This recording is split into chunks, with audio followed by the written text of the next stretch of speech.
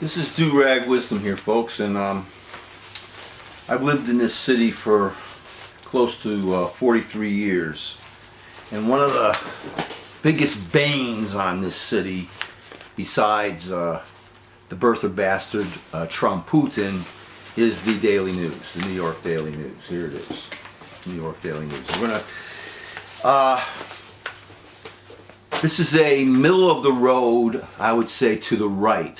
Slightly to the right, middle of the road to the right, and it's a tabloid. Remember I said before, tabloid. Tabloids have huge pictures on the front, and today's one, I'm not going to show that one to you yet, that's coming up. This newspaper, before this creep was elected, they had a massive, the largest editorial I've ever seen. I would put it in the Guinness Book of Records. I think it was 6 pages of columns, all columns, like I think 6 pages. Why we shouldn't vote for the birther Trump Putin bastard. So, what do they do weeks later? This is what they do. They make editorials condemning the Democratic Party for wanting to filibuster Gorsuch. And after reading an epic editorial on why you shouldn't vote for this creep Trump, it baffles me that they now call on the Democratic Party, and I'm going to read you the editorial. Wrong move, Chuck. Wrong move, Chuck. And here's the gist of it. The U.S. Senate is about to get more poisonously partisan, and this time, Chuck Schumer and the Democrats will be the blame. What the? Really? Really? Unwilling to register their disapproval of the eminently qualified Supreme Court nominee Judge Neil Gorsuch via a no vote on the Senate floor, a vote they'd lose with some of their own voting aye, some of the Democrats voting aye, right? See, that's the problem with the Democratic Party. It should be a party of progressives, not middle of the road to the right Daily Newses. And they're planning to filibuster Gorsuch to death.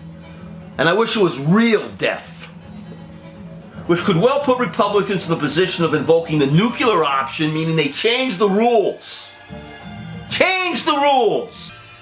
And killing the filibuster, which effectively sets a 60-vote threshold for confirming nominees to the nation's highest court. And they go on to say how qualified he is. Like when he made that truck driver, well, he didn't make him, but this company that this poor truck driver was working for, they fired this poor guy because he went with his truck, with the cab of his truck to some place where he could keep warm and not die or have an accident on the highway. His company gave him two choices. Either take the truck down the highway at 15 miles an hour, 2 a.m. in the morning, an empty open highway, people drive 90 miles an hour and he'd be going 15. Or stay in the truck and wait for help, in which he'd freeze to death. So he decided, unhook the cab, go and then take comfort, and Gorsuch ruled against him. You know, he went to the courts about it. They went about being fired, and Gorsuch ruled against him. They don't mention why the Democrats had to deal with this filibuster rule, because when they were in charge, the Republican Party was blocking them every step of the goddamn effing way. Can you imagine if Hillary Clinton was president now, what these creeps would be doing if she had been in touch with the Russians? If she messed with people's other people's emails like the Russians have done? So, this is a newspaper that, as far as they're concerned, you young people, you could spend the next 30 years of your life, 40 years of your life, living under the rulings of a right-wing, fascist, jurist, activist who owes to the birther bastard Trump-Putin administration to destroy our country.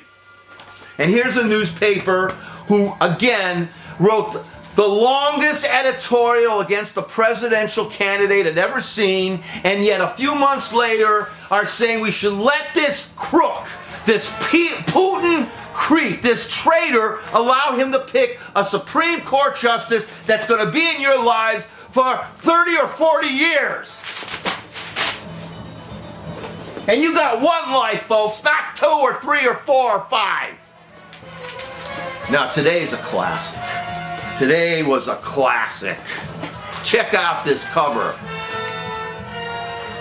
I want you to see it focused. This is a child who's either dead or dying. A child. An innocent child!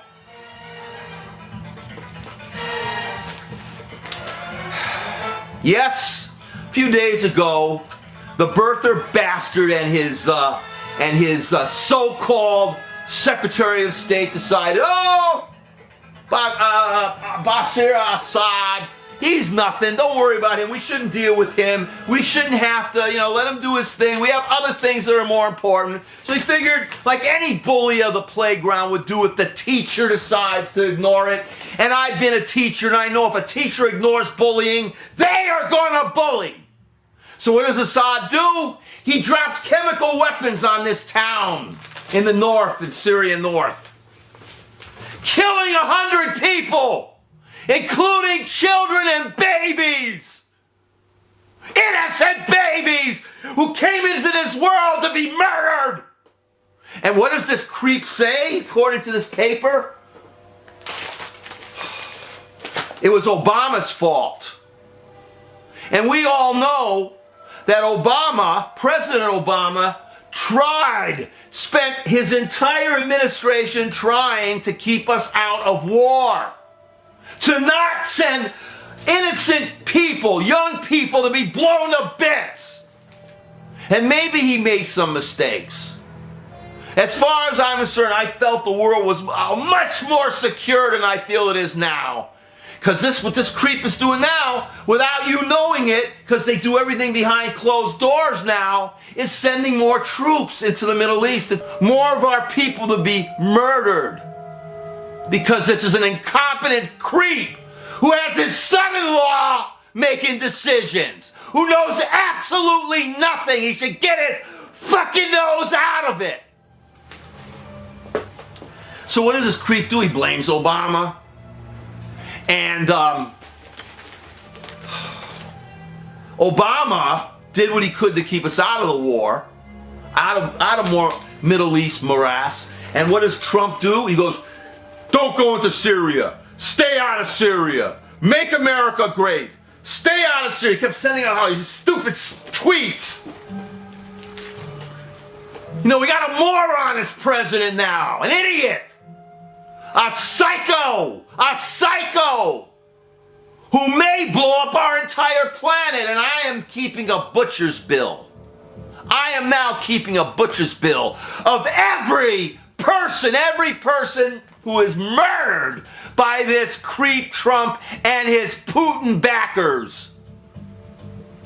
So far, we have that Navy SEAL in Yemen. And then in Mosul, we have 200 people bombed, civilians, murdered. And now I'm blaming this Trump-Putin creep for what happened in this northern town. I don't have the name of it here. I'm not going to take the time to try to find it out, but I'm going to find it out next time. I'll tell you. This is unacceptable, ladies and gentlemen. I can't live a happy life when this is happening. I can't watch Dancing with the Stars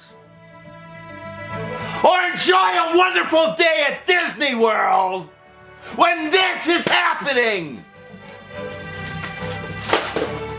Goddamn Trump and goddamn the GOP to hell.